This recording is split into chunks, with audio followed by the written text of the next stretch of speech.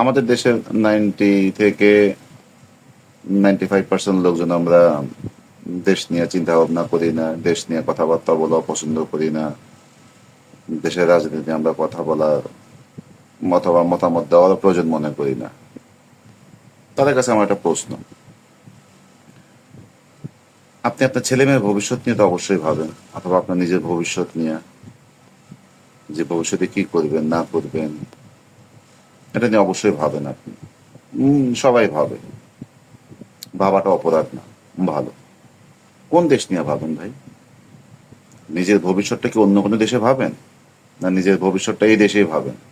যদি নিজের ভবিষ্যৎটা এই দেশেই দেখেন, নিজের ছেলে মেয়েদের, নিজের আত্মীয় স্বজনদের, নিজের পরিবারের ভবিষ্যৎটা যদি এই দেশেই দেখেন, এই দেশের মাটিতেই দেখেন, তাহলে আপনি এই দেশ নিয়ে কেন ভাববেন না?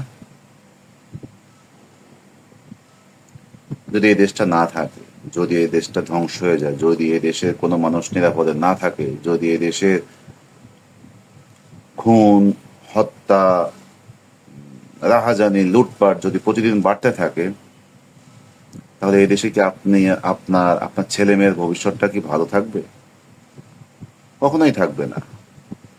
এই জন্য আপনাকে কি করতে হবে, যে আপনার ভবিষ্যৎ নিয়ে শুধু ভাবলে হবে না, আপনার দেশের ভবিষ্যৎ নিয়েও ভাবতে হবে। আপনার দেশে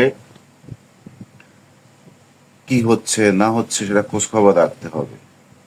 যে কোনো ন্যায় অন্যায় আপনাকে, আপনার পক্ষ এবং বিপক্ষে আপনার মত রাখতে হবে। আপনি যদি হেলায় ছেড়ে দেন আপনার দেশ, আপনি যদি কোনো পক্ষে আপনি না থাকেন, তবে বিশ্বাস করেন,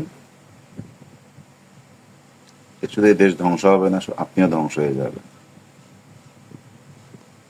আপনার মতামত, আপনি এই দেশের নাগরিক, অবশ্যই আপনি মতামত দেওয়ার অধিকার রাখেন। আপনার এই দেশের প্রত্যেকটা নাগরিকের সমান অধিকার আছে। আপনি যখনই মুখ বন্ধ করবেন, যখনই মুখ বন্ধ করার চেষ্টা করবেন, তখনই আপনাকে গোলাম বানায় রাখা হবে। যে কোনো ন্যায় অন্যায়, দেশের যে কোনো পক্ষে বিপক্ষে আপনি মতামত রাখেন, দেশ নিয়ে অন্তত ভাবেন, দেশের কি হচ্ছে না হচ্ছে জানার চেষ্টা করেন। জানাটা আপনার দায়িত্ব। ধন্যবাদ।